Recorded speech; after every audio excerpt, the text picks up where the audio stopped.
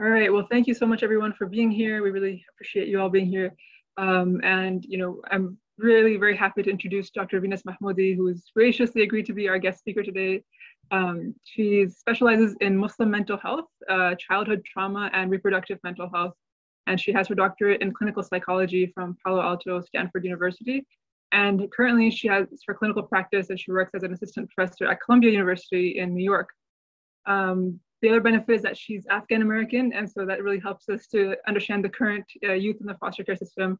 We're just really happy to be able to learn from her today. We've had a few meetings with her, and we just learn so much from her every time we see her. So thank you so much for being here, and I will give it over to you, Dr. Mahmood. Thank you so much. Thank you for having me here with you all today. This is something that I feel very passionate about and excited about, and happy to share my thoughts with you all. So we're going to talk about supporting Afghan Muslim youth and taking a trauma-informed approach in the way that we interact and care for these youth.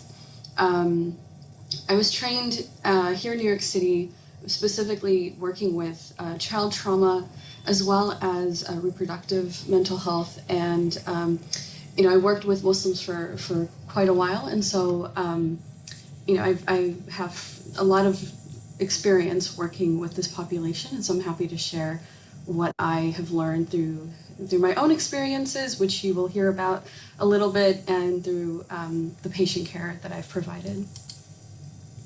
So here's just like a very brief overview of what we're going to be talking about today. We'll talk about very, very briefly about Islam. We'll talk about the history of Afghanistan, not the whole long history that over the thousands of years that it's been in existence, but we're just going to talk about the last 40 or so years, looking at child development, trauma and the definitions, and then looking at coping strategies that are going to be the most effective for trauma, those who have experienced trauma.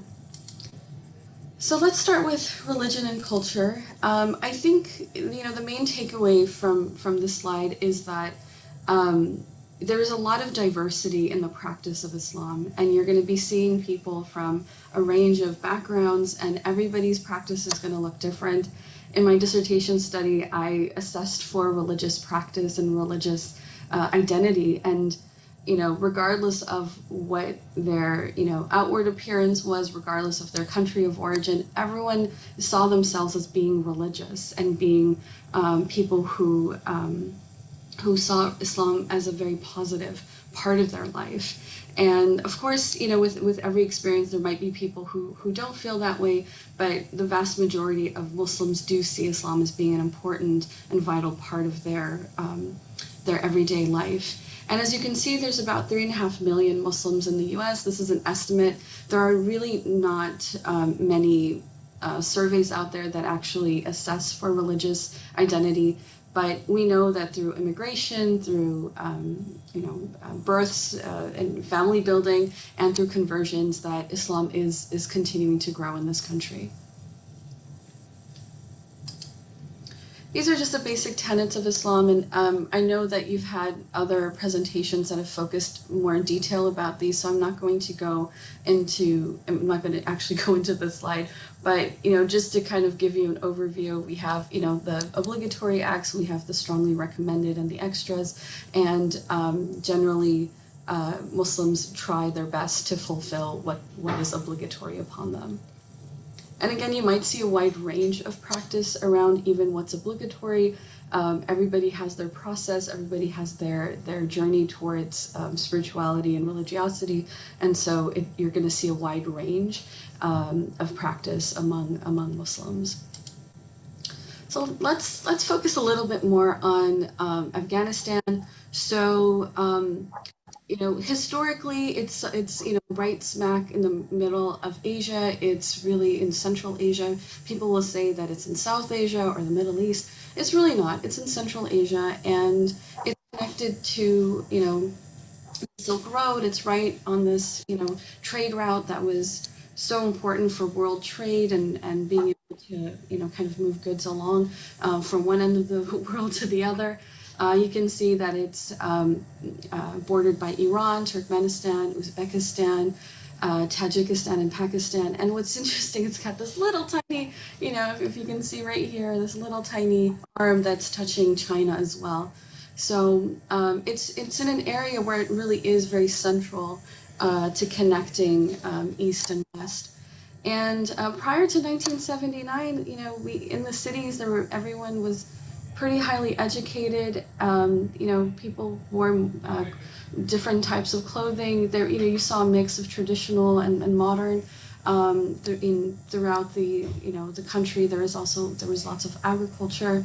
You know, there's stories that I think we all have heard. I mean, I've heard throughout my childhood about the apples were so this and the the fruits were so sweet, and so there was a lot of pride in kind of building these beautiful gardens and also farmland. So in 1979, there was a Soviet invasion that really created a lot of atrocities and conflicts. A lot of people had to flee. A lot of my family, I would say all of my family members left around that time.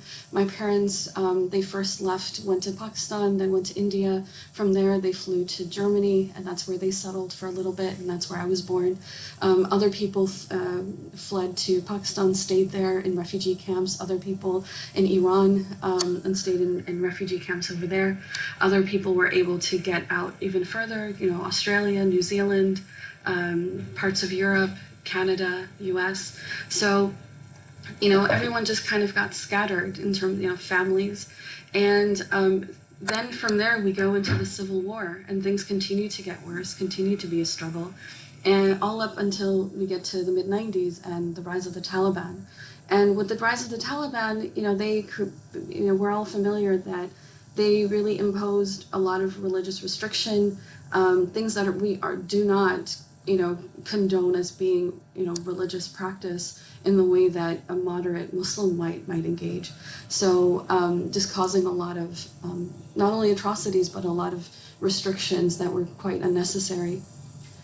And then, once there was, the war with the U.S., there was, I would say, relative peace, right? I mean, it wasn't, there were still bombings, there were still challenges and difficulties. People were struggling with, meeting day-to-day life struggles and such. But, people began to kind of, come out of their shells, and there were a lot of TV stations that were coming out, and we were seeing all these, they had this thing similar to American Idol called Afghan Star, which was really fun. And, my grandmother and my mother watched the show, and they would root for certain people, and it was really, exciting for them. Because you get connected back to your home country. They haven't been back since, the early 80s, but there is still that strong connection. And that's something that, we have to be really mindful of about Afghans, is that there is a strong cultural identity that Afghans have. I've never been to Afghanistan, but I feel really strongly about my country. I feel really strongly about our identity, the music, the food. People will say, "Oh, are you this?" I'm like, "No, I'm Afghan." And there is a strong sense of pride around our identity. Because of how we grew up. I mean, I grew up with my grandparents and my parents talking about their experiences.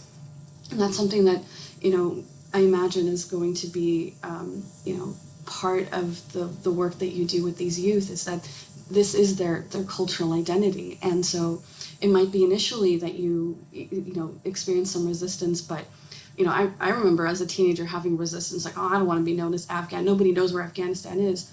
But now, as someone who's older, there is a sense of pride around where I'm from and where my family is from. And many of you, and I imagine all of you, are familiar with what happened in August 2021 when the Taliban took over once again after the U.S. forces left, and the atrocities that have been happening since then. So this country has been in turmoil for a very long time, longer than I've been alive, and it's, the intergenerational kind of trauma that's being passed on is quite acute and quite intense. And so the youth that you're working with, you're not just dealing with the traumas that they've incurred, you're also dealing with what their parents have gone through, what their grandparents have gone through, because this is, this is now the third, fourth generation that has gone through this huge kind of displacement. So that goes to speak to, so what happens when you're a refugee? What does that entail, right? So there is a sudden departure from your homeland, and with the 2021 shift in power, people were just leaving overnight without any notice. It was quite sudden. And a lot of people end up being in temporary homes. They go from one place to another.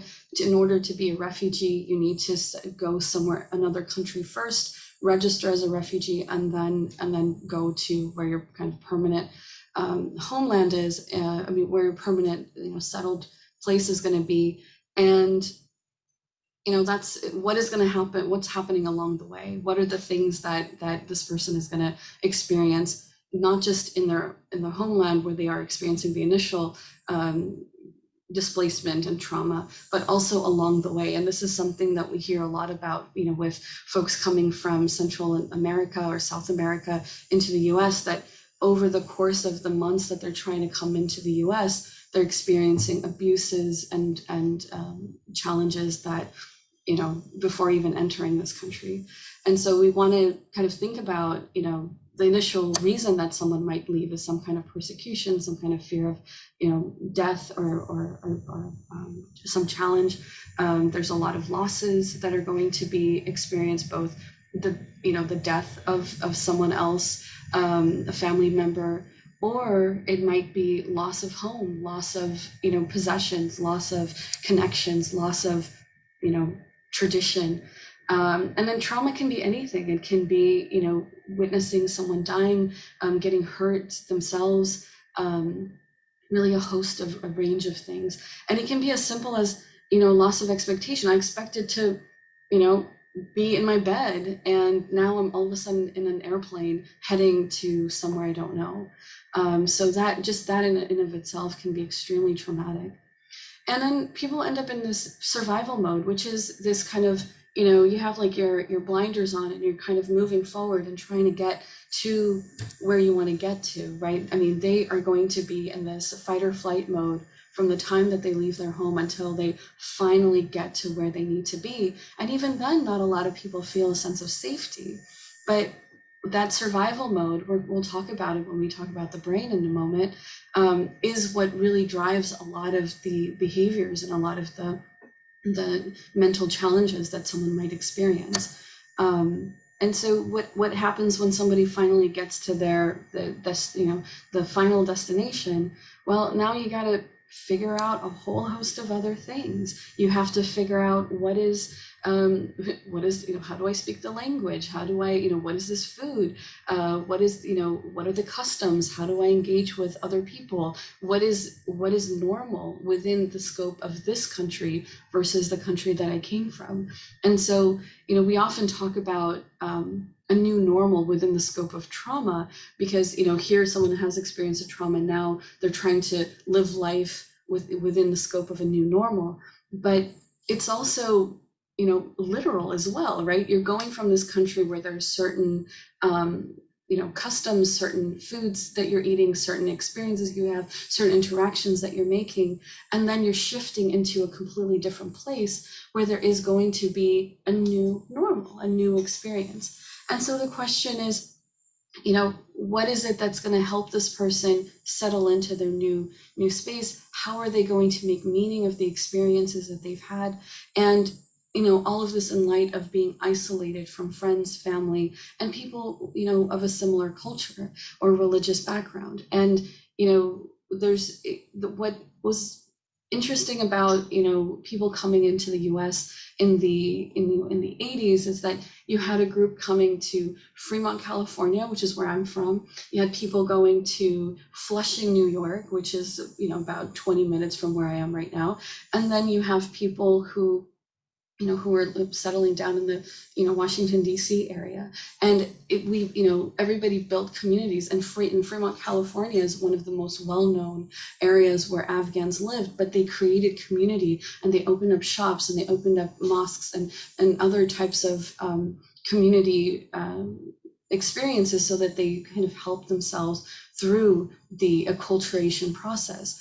Nowadays, what we're seeing is that people are being, these Afghan refugees are being placed in places that are cheaper. The Bay Area is extremely expensive. New York is extremely expensive. DC area is very expensive. And so it makes it really hard to bring in someone who's trying to kind of build a life for the first time, but they're coming into places where there really isn't familiarity with, with people similar in background. So just things to take into consideration as you continue working with these youth. Acculturative stress. So what happens during this process that somebody is, kind of learning the language, learning the customs. When I was learning English, I came from Germany and I didn't know English when I first came, and the other kids had come straight from Afghanistan, and my Farsi was kind of like, okay, it wasn't that great. And it was really tough because I didn't know how to communicate with anybody, because I spoke German really fluently, but but other languages were quite limited. And so, as kids, you're quite resilient and you learn very, very quickly. But it is hard. It is hard to feel connected with others and feel like you understand other people and they understand you. And for adults, it can be quite challenging because it does exacerbate their symptoms of anxiety, of depression, and of possibly PTSD. And if you're trying to live in a space, in a home where it doesn't feel safe, there's going to be this constant struggle between trying to feel connected to the community that you're in, but also feeling a sense of safety. And one of the things that the literature really talks about, looking at acculturation and what types of acculturation are the most healthy for anybody coming into this country. And what's cited often is biculturalism, which is giving yourself the ability to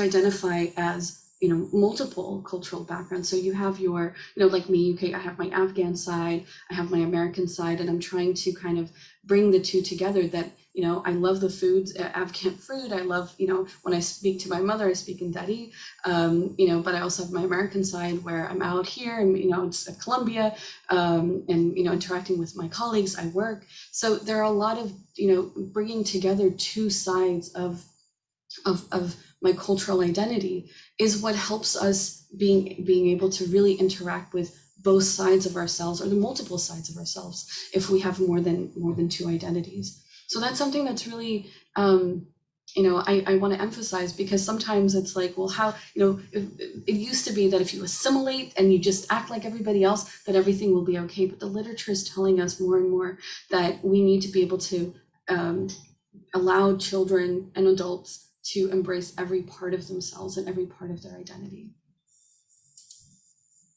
So let's shift to a little bit of biology. So we're going to go into child development, and we're going to talk a little bit about the brain. And there are two parts of the brain that I think we want to really focus on, and so that you kind of gain a familiarity with kind of these two parts of the brain that really play a significant role in trauma, but also with kids in general, because children and even young adults really don't have a fully developed brain. And what I mean by that is that, so if we start with the amygdala, which is, this guy right here, and, we're talking about it right in this box right here. And I'm not sure if you can see me, but I'm gonna do my brain model. So if this is your brain, this is your prefrontal cortex, which is right in front of our brains, right? This is the part, evolutionarily, this is the part of the brain that emerged last. But deep inside, we have this amygdala, right? And so the amygdala is what every animal has, every human being has, and it really is our alarm system. It's what allows us to assess for danger. It's what allows us to kind of figure out what kind of those negative emotions are telling us. So if we're feeling angry, it's like, oh, you're angry, you need to like fight. If you're feeling scared, right? And so think about a gazelle frolicking in the savannah. It sees the lion coming towards it, and it has to make a decision. And the amygdala is saying, oh, danger, danger, danger. And now it has to make a decision. Are you going to run, or are you going to stay, or are you going to fight? What are you going to do? And so the amygdala is really what helps us make that very quick decision, because it tells the liver, just send a bunch of energy because we need to run, or send a bunch of energy because we need to fight. So this is where we get the fight, flight, freeze, or submit. I mean, I know it's a little bit more complicated, but than what we typically hear, but it really is fight or flight.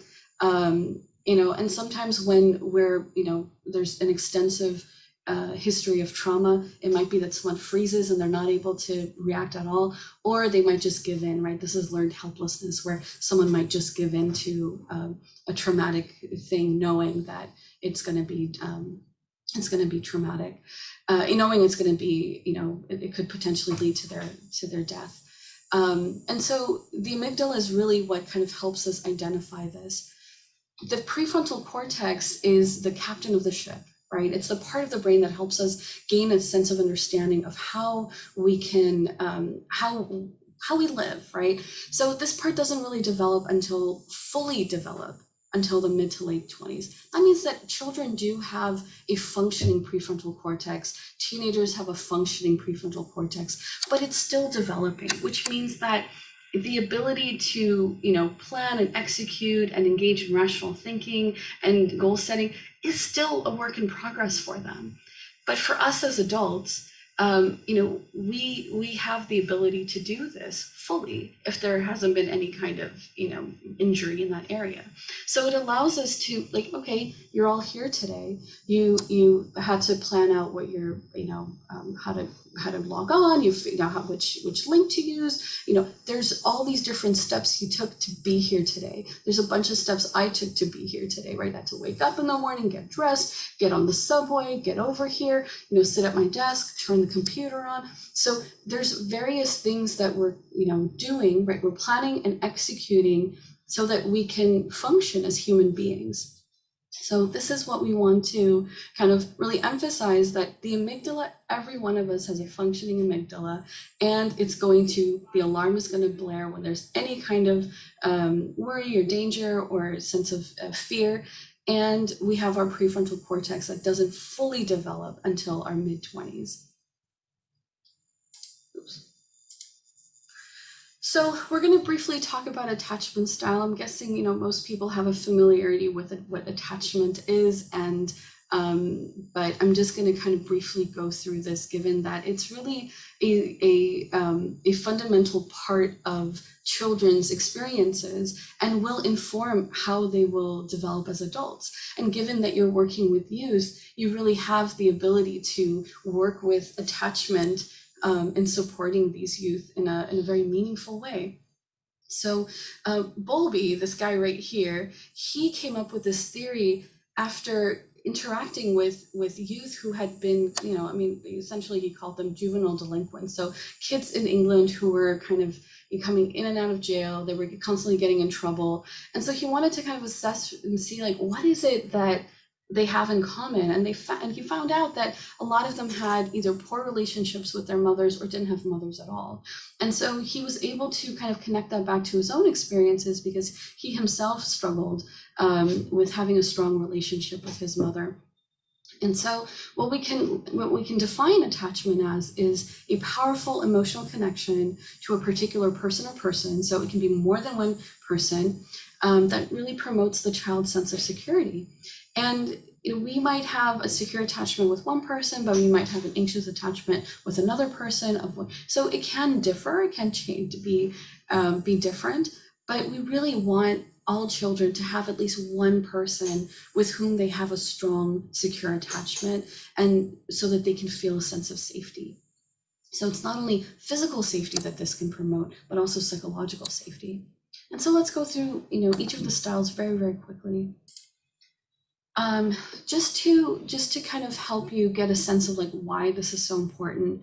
One is that it really influences the types of relationships we can build as we go into adulthood, and how we learn to love others and how others love us. So you can see that it's a very powerful force in our lives. And also it's a very biological system where when there is proximity and care and love given, there's a sense of safety that's provided. And when there's separation, there's often fear and danger that's sensed.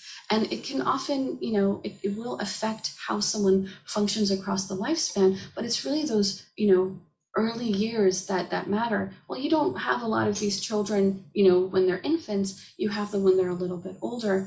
And so we will talk about how to kind of help shift them from an insecure attachment to a secure one based on just the interactions that you have with them. And so when we're in distress, our attachment style will help us understand what it is that, what it is that we want. Do we want to be close to someone, or do we want to be far away? But essentially the attachment style is what helps us determine that. So let's go through them. So the first is a secure attachment. So this is really, the caregiver is a secure base. The child is very curious. They're willing to kind of explore, walk away from their parent, and then they, might come back when they're, kind of checking in and making sure that they're still there. It's really an important balance between dependence and independence. So they have the ability to self-soothe. They have the ability to tolerate separation. And we've all seen toddlers like this, where they go from, they're right next to their parent, and then they see a toy, and so they start going towards the toy, and then they'll look back at their parent and make sure that they're there, and then keep going, and then they'll play with the toy, and then just get immersed in playing with the toy for a little bit until maybe they get hurt, and then they come crawling back to their parent. And then when the parent is holding them, they feel a sense of, comfort, and they, slowly, calm down. They might not stop crying, but they might slowly start calming down because you're calm and providing that care, and then they become calm. So this is generally, what we see as a secure attachment. The forms of insecure attachments we've all seen as well. So an anxious or ambivalent attachment style is really this really difficult ability to tolerate being separated from a parent or caregiver. It's really hard for them to be apart, and they're continuously seeking proximity. They want to be as close to their caregiver as possible. If you see this little girl, like she's just like grabbing hold of this person, this parent, this caregiver. And that's generally, we see these as adults as well. If you think about the people that you interact with in your day-to-day life, we all know people who really cling on to their partners or cling on to, certain friends, and they just like won't let go. And the friend's like, please, like, give me a little space. But they're just like, no, if we're apart, then I'm not going to be okay. And so they don't have the capacity to fully self-soothe. When they're upset, they need somebody else to soothe them. They need somebody else to calm them down. And so we generally see them as clingy, very dependent, and really have a difficult time being independent. And the opposite is true for an avoidant attachment style. Generally, they avoid interactions with their parent or caregiver because they've noticed that, I tried interacting with my caregiver, and they haven't been there for me, or they've been inconsistent.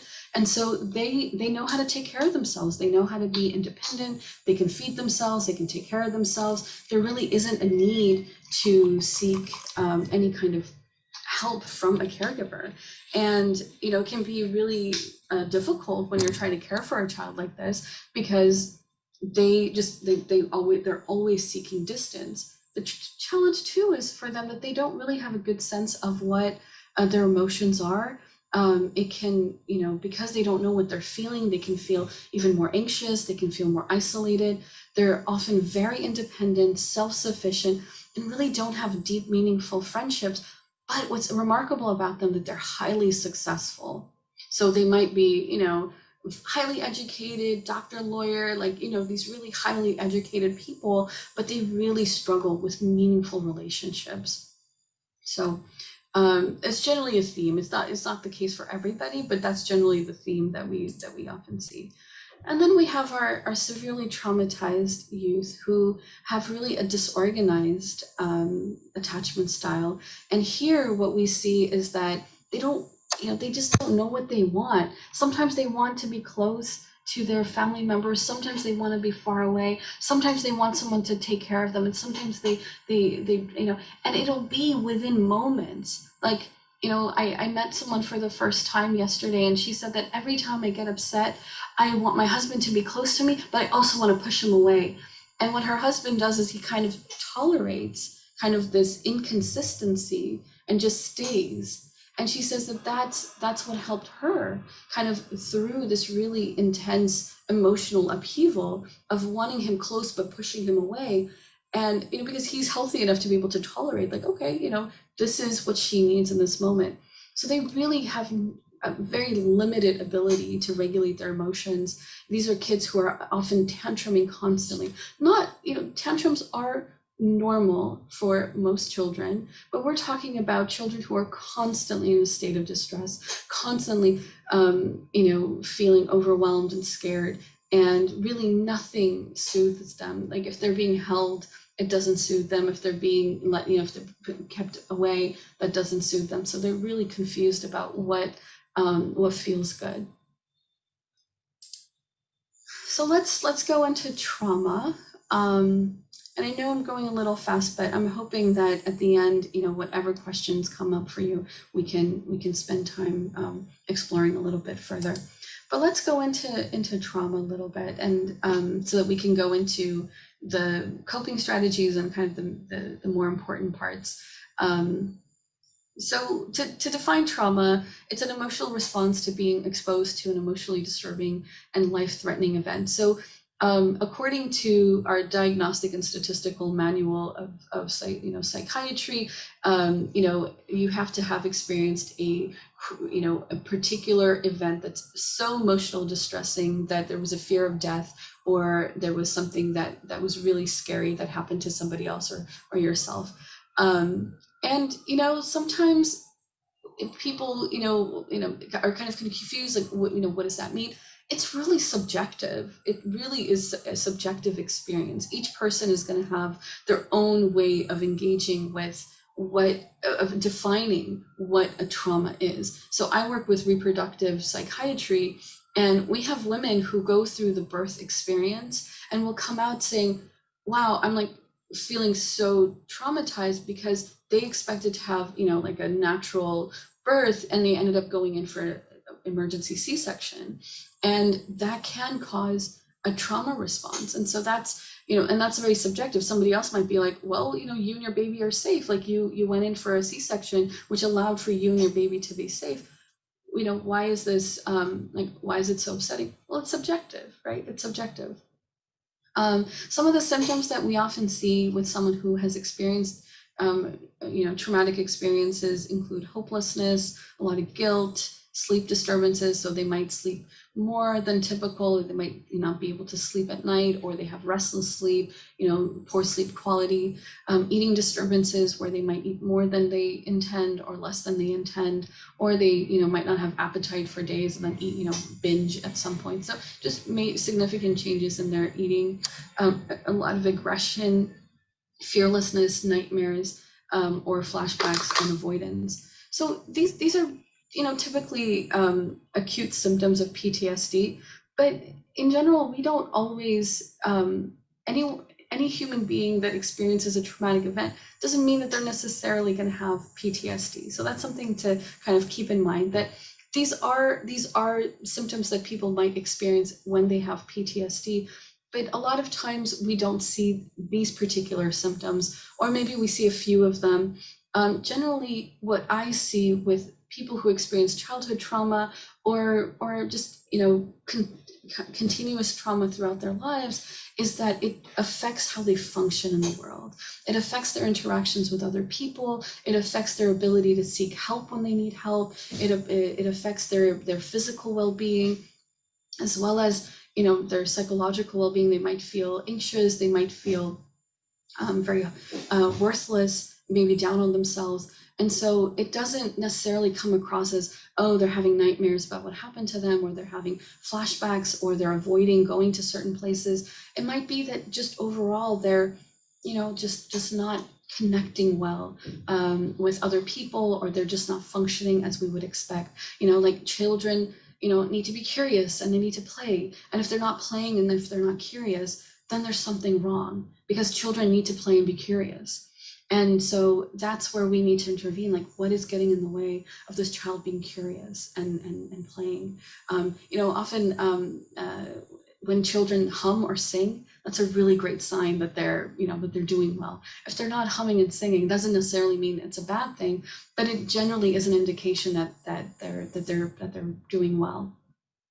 The other thing I wanted to emphasize here is intergenerational or generational trauma. So this is something that I think more and more people on social media are talking about, but for us, this is quite important because here we have a third or fourth generation of people being affected by by displacement, by refugee status, by traumas, and Afghanistan has been going through this for multiple generations.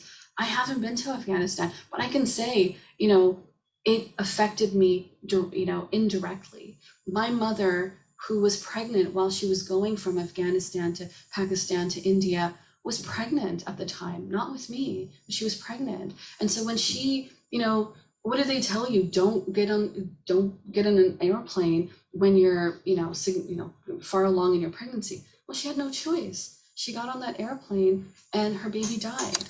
And, right after, and now, I work in reproductive psychiatry, and I know that when somebody experiences a full-term stillbirth, they need time to recover, and they need to go through grief treatment, and they need help, kind of figuring out how to live their life in a healthy way. Well, she didn't get that because she was staying within this refugee enclosure, in kind of the kind of in the country, in Germany, and it was like this little apartment complex where she and many other families were living at the time, some of which were Afghan, but others were from other countries. And within a couple months of her stillbirth, she got pregnant with me. And I remember the stories growing up being told, you just cried all the time. You were just crying. You were always hungry. I could never satisfy you. I couldn't even breastfeed you because you were constantly hungry. And so as a kid, I always felt, bad. I'm like, geez, like I must have been a bad kid. And so you internalize this idea that I must have been bad because I made my mother suffer. I kept crying. I was never full. I was always seeking more food. Excuse me. And what's interesting that now I look back and say, what is it like for a traumatized person to have a child that's maybe seeking their basic needs, but because she's, mourning the loss of her previous baby and having, been separated from her family and her friends and her previous life, what is it that she's going through?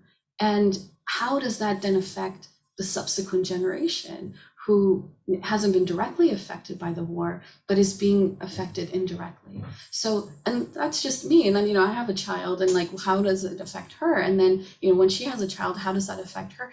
And so these are the things that we want to take into consideration, that the generation of children that you are interacting with have had parents and grandparents, in turmoil, in challenge, and difficulty. In the 2010s, I was working with Afghan women who, specifically one woman who had fled Afghanistan, and the way she was able to leave was through marriage, and she had witnessed her father murdered, and she had significant PTSD symptoms, and this is over 10 years ago. So this is not just this group of children or these youth. This is multiple generations now of trauma that they are carrying with them. And so it's a lot more intense than just like, oh, well, what about this other group? They're traumatized. What about, this is different. Generational trauma is different. So let's briefly talk about grief as well. I know that, a lot of the youth that you have been interacting with have, a trauma history, and it is traumatizing to leave your family in such an abrupt way. But we also, it might be that some of these, youth are going through grief, and grief is going to look very similar to depression. If you're familiar with the symptoms of depression, they're very, very similar. But generally, grief is really acute, and then eventually it just kind of subsides on its own, and there's no need for treatment or anything. But really, it can lead to behavioral changes. It can change, their sleep and appetite changes. There might be a lot of guilt for being here and their families aren't. Being alone, there might be regression in their behavior. 5-year-old might act like a 2-year-old. But we really, with grief, it's just a matter of allowing someone to mourn the losses that they've incurred. So it doesn't have to be, a death that has occurred. It can just be the fact that they've been, displaced.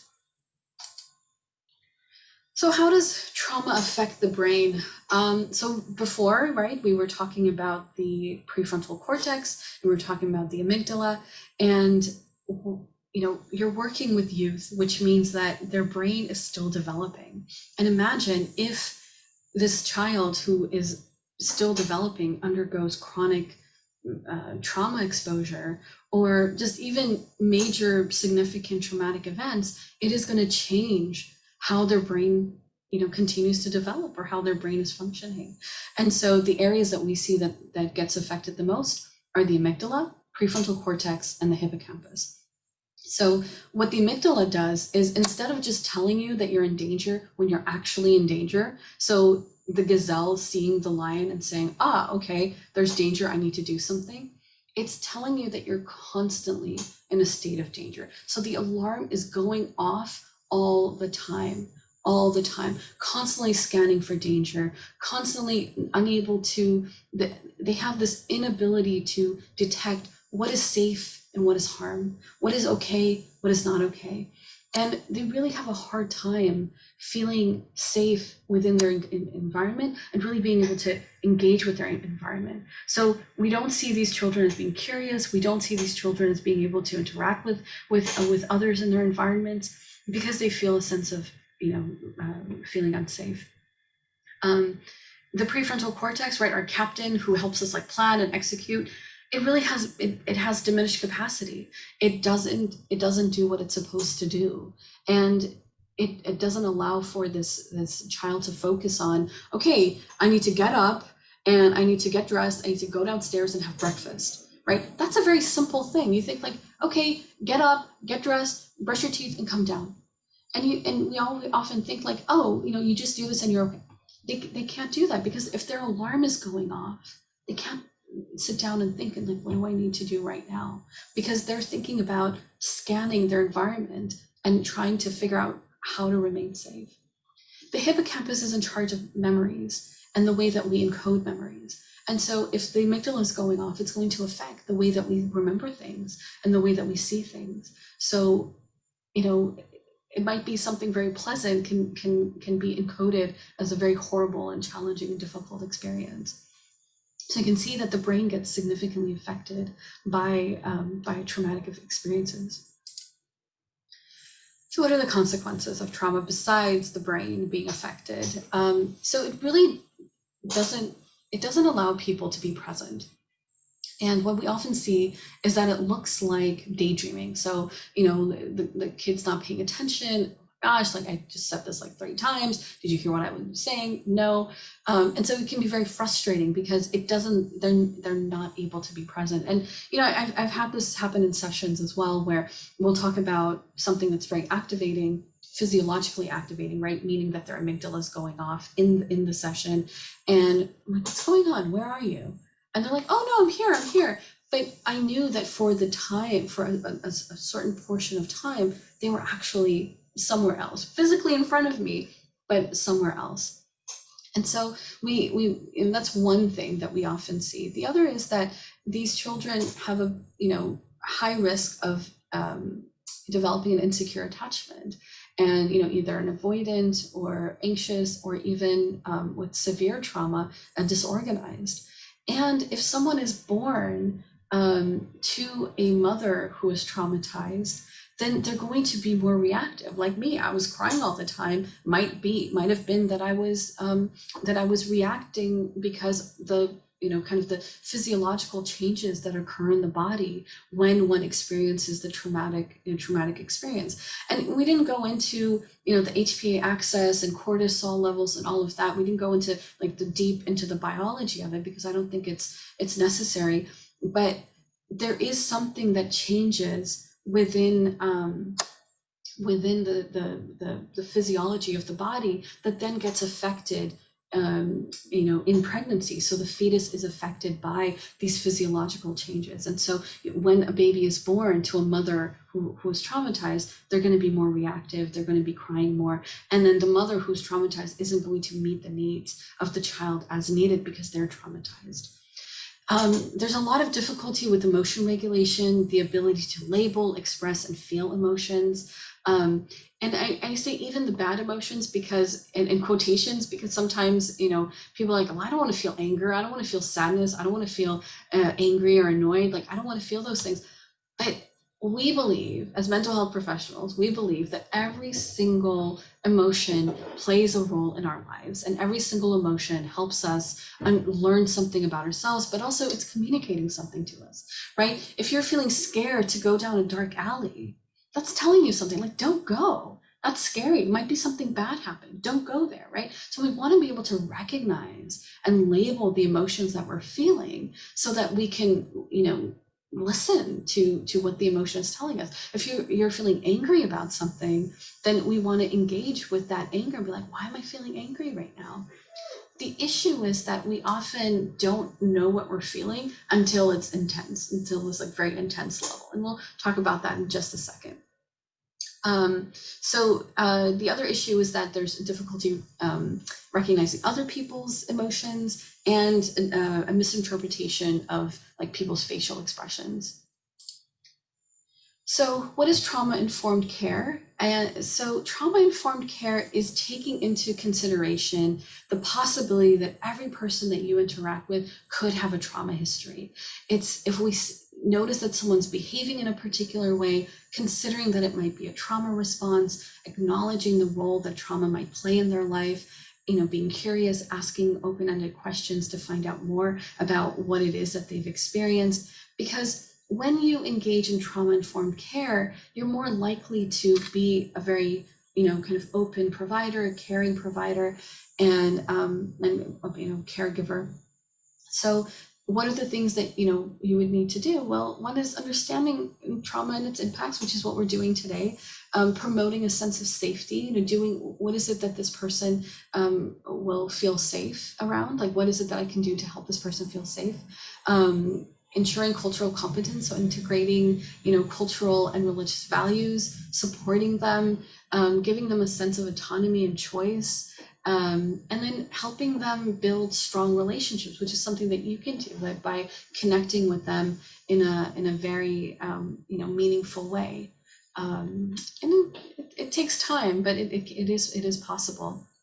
I have a patient who every time she's initially when we started working together, someone with extensive trauma, she would just sit like this with her arms crossed, and she wouldn't want to interact with me.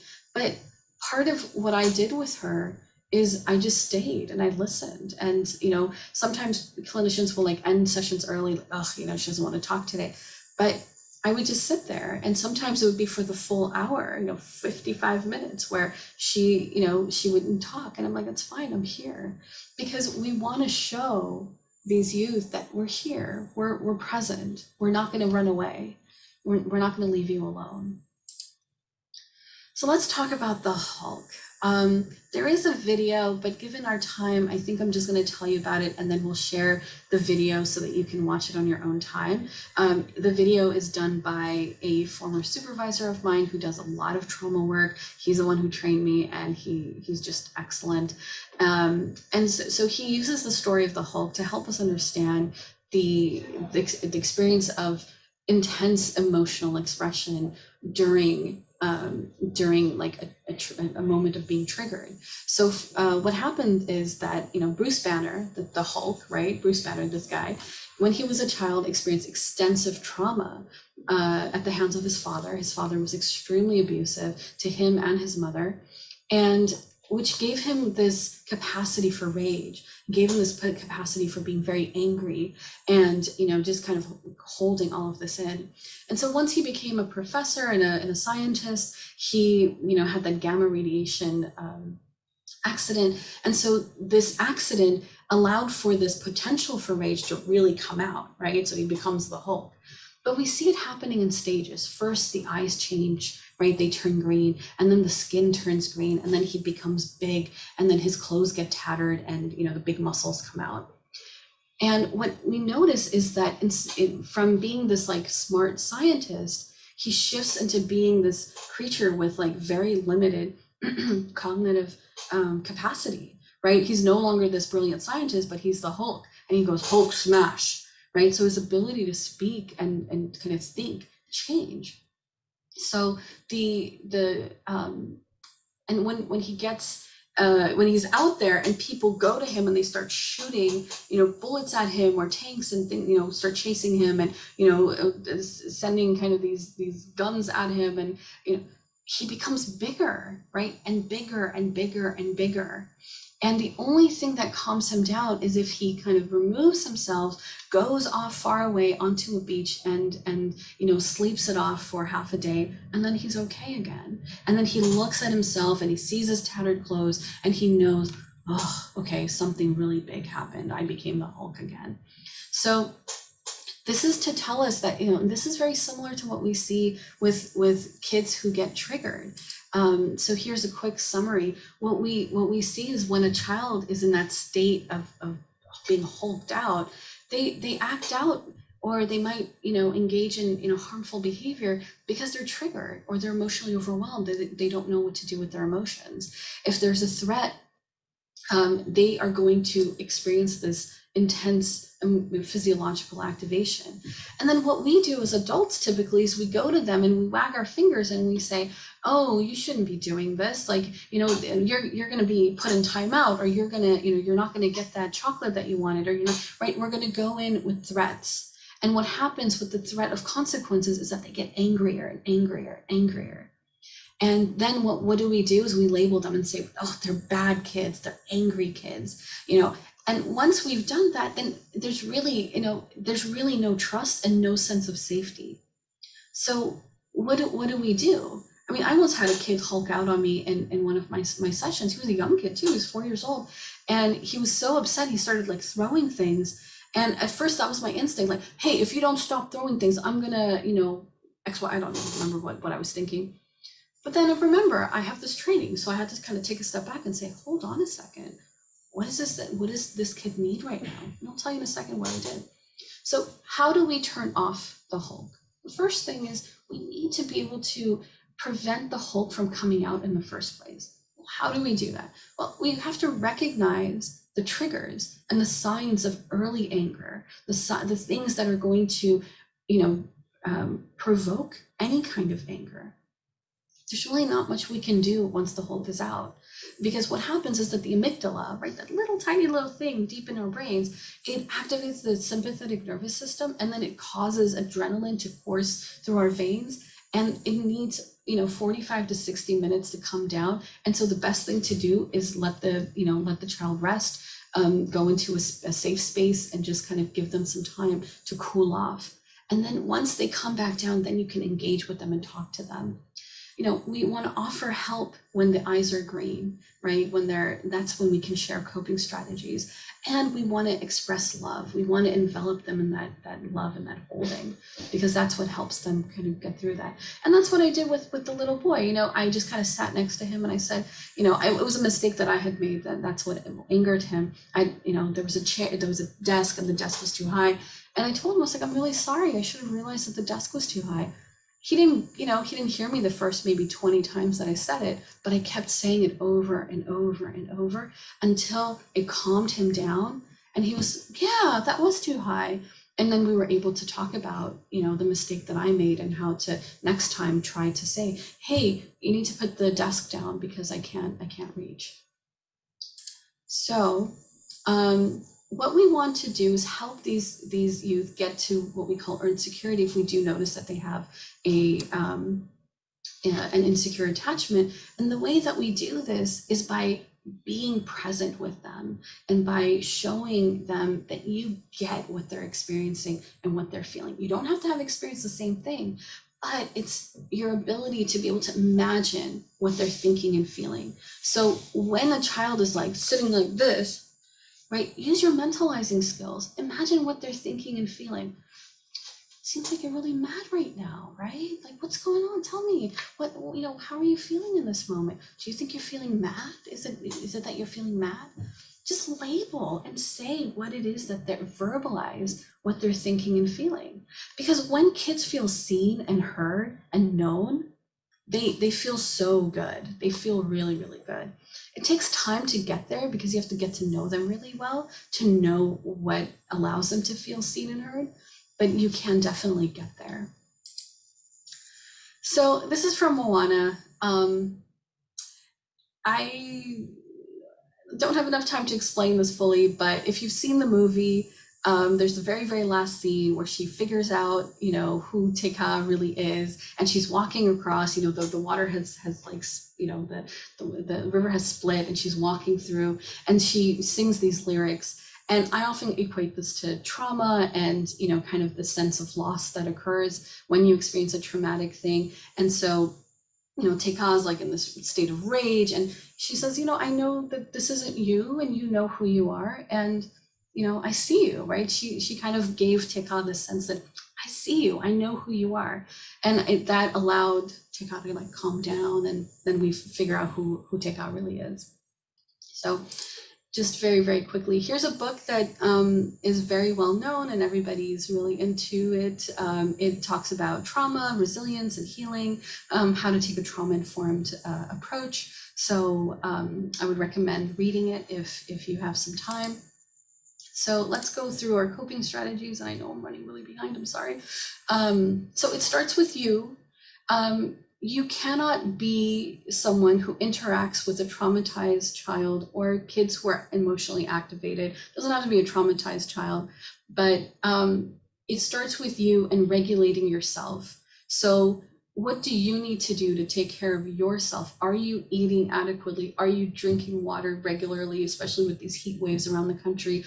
Are you sleeping adequately? Because if you're not in a state where you're regulated enough, you're not going to be able to take care of these kids. You're not going to be able to tolerate the kind of emotional upheaval that they're experiencing. And it's going to be a lot more difficult to engage with them. So why do you need to be working on your own emotional health and wellness? Well, because we want to prevent burnout, because it can be really intense to work with this population. It helps build capacity for you to be able to hold difficult emotions. And it allows you to tolerate kind of the tantrums and the really difficult behaviors that you often see. So here is a list of coping strategies. We do have a list that we've created that Rishtia will share with everyone. Holding is an important one. Holding is one that you just, you know, you don't need to do anything. You just need to be present. You need to have like an open stance where you know, you're not sitting there with your arms crossed. You use your voice, you use a kind voice, active listening, and you provide validation. And a lot of it is just listening to what's happening and using your own intuition, your own thought process around what's happening right now, what's going on, and that will help you be a better caregiver. Emotionally activated, whether it's yourself or the youth, use grounding. Focus on, it allows you to focus on something outward instead of the inward. So if you're able to see, you know, the painting behind me, there's lots and lots of colors. So anytime I'm working with someone remotely, I'm like, look at that painting. Tell me what you see. Name all the colors that you see in the painting. And they'll just like start naming colors. Or you can just like look around your room and see like, what furniture do I have around me? Well, I have two paintings. One is of like Paris. I have a plant here. I have a window. I have a, you know, this L-shaped desk. I have two chairs, and then a black chair over there. Just naming things, just very neutrally. Deep diaphragmatic breathing is often incredibly helpful. You take a breath in through the nose, in count of 3, and exhale through the nose, and then exhale a count of 5. And if you elongate that exhale, you're actually activating a part of your vagus nerve that helps calm the body down. Often we have these very negative thinking patterns, and people say, be positive. Being positive doesn't often help. Balanced thinking helps. And I get it, you know, I get that you really want to ride your bicycle right now. You can't be positive in that moment. You don't want them to ride the bicycle. So you say, listen, like, we're not able to ride the bicycle now, but maybe we can do that tomorrow. And so we can kind of help them balance their thinking of, oh, I'm horrible, I'm a horrible person. No, you're not a horrible person. You made a mistake. You did something that, that behavior that you did wasn't a good choice. Let's try to figure out what other choices you can make. Validation and acknowledgement. Acknowledge, I get it. You're really sad right now. I get it. It's really hard when you feel all these emotions inside of you. Let's take a breath together and try to calm ourselves. Both of us try to calm ourselves down. And then helping them build stronger interpersonal relationships, friendships. One last kind of big thing I want to talk about is religious and cultural coping. We know that in the literature that there is a protective element to having a strong religious or cultural identity. And so because these children do have a certain religious and cultural identity, we want to incorporate that into their kind of how they're functioning. And it can be extremely effective in managing distress, anxiety, depression, and certainly there's lots of cultural customs that can be incorporated. Some religious coping can be prayer, singing religious songs. I have like a list of English religious songs that I could share if you'd like, praying with others. And if you're not sure, you can certainly connect with the right people to help you make these opportunities available. The Muslim Foster Care Association can provide you with lots and lots of opportunities for that. So definitely connect with them on figuring out other ways of coping. So I think what I'm going to do is I'm going to end it here. So there is going to be that additional resources page that's going to come to you, and so that you have access to all the different coping strategies. And then thank you all for coming. Thank you for being here. A special thank you to Rishtia and the Muslim Foster Care Association. And then another thank you to my Columbia students for the help that they provided in creating this presentation. Thank you so much. Thanks, everyone. Thank you so much, Dr. Mahmoodi. I can say I attended last night and today, and I learned so much.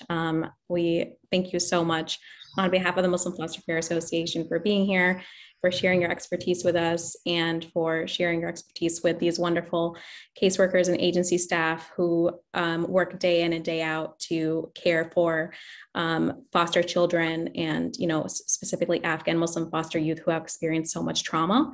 I'm going to open it up. I know we're over time, but if anyone has any questions, to please, feel free to unmute yourself, ask your question, or type it in the chat box. We can wait for a few minutes if anyone would like to ask any questions.